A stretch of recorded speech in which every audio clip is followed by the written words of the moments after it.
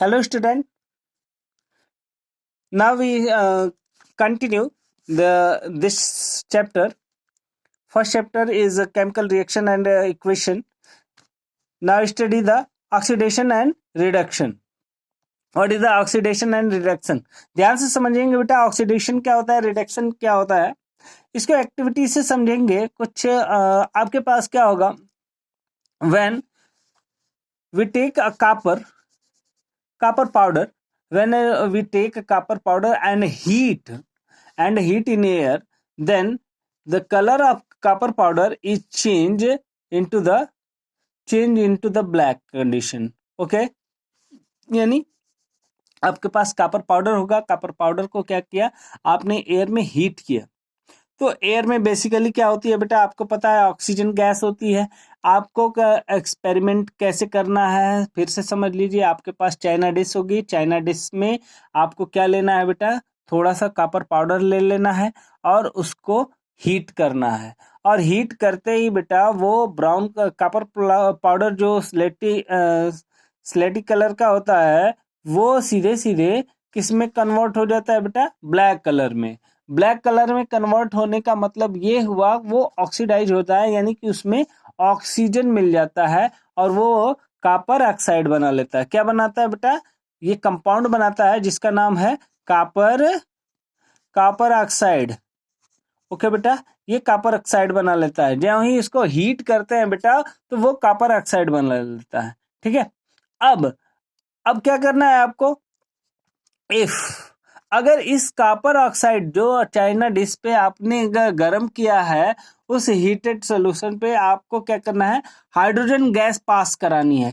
कौन सी gas pass कराते हैं, हाइड्रोजन गैस. अगर पास कराते हैं इस कॉपर ऑक्साइड पे, जब हाइड्रोजन गैस पास कराते हैं बेटा तो वो उसका कलर जो ब्लैक कलर का कॉपर ऑक्साइड कंपाउंड था उसका कलर चेंज हो जाता है स्लेटी कलर में, यानी स्लेटी ब्राउन होने लगता है. यानी जो कॉपर का ओरिजिन कलर होता है उस कलर में चेंज होने लगता है. किसको पास कराने पर, हाइड्रोजन गैस जैसे ही पास करते हैं वो कन्वर्ट हो जाता है, उसका ओरिजिनल कॉपर के कलर में चेंज होने लगता है. ठीक है, तो कॉपर के कलर में चेंज होने लगता है. तो देखते क्या है, रिएक्शन कुछ इस तरह से होता है. कॉपर ऑक्साइड पे जब हाइड्रोजन गैस पास कराते हैं तो क्या होता है, कॉपर अलग और H2O वाटर बन जाता है. ठीक है, तो इस रिएक्शन को ध्यान से देखेंगे बेटा. अब आपको समझना है, यहाँ पे समझना ये है बेटा, when a compound are combined to the oxygen, when a compound are combined to the oxygen या gain to the oxygen, gaining oxygen. अगर बेटा कोई भी कंपाउंड या कोई भी एलिमेंट्स अगर ऑक्सीजन को गेन कर रहा है, कोई भी एलिमेंट अगर ऑक्सीजन को गेन कर रहा है तो इस रिएक्शन को हम ऑक्सीडेशन रिएक्शन कहेंगे. जब ऑक्सीजन को, यहाँ पे हाइड्रोजन ऑक्सीजन को गेन कर रहा है बेटा, यहाँ पर देखिए हाइड्रोजन ऑक्सीजन को गेन कर रहा है, H2O बना रहा है बेटा, तो इस रिएक्शन को हम ऑक्सीडेशन रिएक्शन कहेंगे. Gaining the oxygen, this reaction is called the oxidation reaction. यानी दिस एलिमेंट और कंपाउंड, एलिमेंट हो बेटा चाहे कंपाउंड हो, अगर वो ऑक्सीजन गेन कर रहा है, ऑक्सीजन कंबाइंड हो रहा है, तो वहां पे कौन सा रिएक्शन होगा, ऑक्सीडेशन रिएक्शन होगा. समझ में बात आ गई. अब इसी का उल्टा करते हैं बेटा. अगर रिलीज करता है, लूजिंग द ऑक्सीजन, लूज कर रहा है यानी रिलीज कर रहा है, ऑक्सीजन को रिलीज कर रहा है, ऑक्सीजन को क्या कर रहा है, डिस्प्लेस कर रहा है, यहाँ पे लूज कर रहा है, ऑक्सीजन को हटा रहा है, तो यहाँ पे क्या हो जाएगा, रिडक्शन हो जाएगा. जब ऑक्सीजन दूर जाएगा बेटा तो रिडक्शन होगा, ऑक्सीजन पास आएगा तो ऑक्सीडेशन होगा. बिल्कुल समझ में आ गया, आपको समझ में आया. यहाँ पर देखिए कॉपर ऑक्साइड था, कॉपर ऑक्साइड से ऑक्सीजन अलग हो गया, केवल कॉपर बन गया, तो ये हो गया रिडक्शन. यहाँ हाइड्रोजन था, हाइड्रोजन के साथ ऑक्सीजन कंबाइंड हो गया तो हो गया ऑक्सीडेशन. समझ में आ गया, क्लियर. ठीक है, gaining oxygen, oxidation, losing oxygen, reduction. Understand? Another example से समझिए बेटा, ये जिंक ऑक्साइड है, कार्बन के साथ रिएक्ट कर रहा है, हीट करने से रिएक्ट कर रहा है, तो क्या बन रहा है, जिंक बन रहा है और कार्बन मोनोऑक्साइड बन रहा है। तो यहाँ पे कार्बन के साथ ऑक्सीजन क्या हो रहा है, कंबाइंड हो रहा है, कंबाइंड हो रहा है, गेन हो रहा है, तो यहाँ पे बन गया ऑक्सीडेशन। और यहाँ जिंक के साथ ये क्या बन गया, रिडक्शन। ये ऑक्सीजन अलग हो रहा है बेटा, तो यहाँ क्या हो रहा है, रिडक्शन। ठीक है, इसमें भी आप देख के बताएंगे, ये आपका होमवर्क है, ये बताएंगे किसमें ऑक्सीडेशन और किसमें रिडक्शन।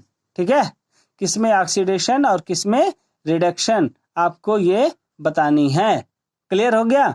चलिए, अब आपको बता दें बेटा, ये ऑक्सीडेशन रिडक्शन जो आप पढ़ रहे हैं, इसका आपके निजी जीवन में, यानी what is the effect, have you observe the effect of oxidation reduction in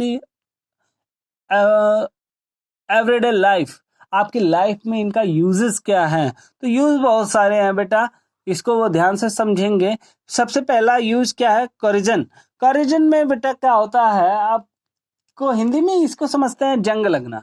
तो कोरिजन में होता क्या है बेटा, इफ यानी रस्टिंग ऑफ आयरन, देखा होगा आपका आयरन नेल है, new iron nail are shiny, new iron nail are the shiny, but sometimes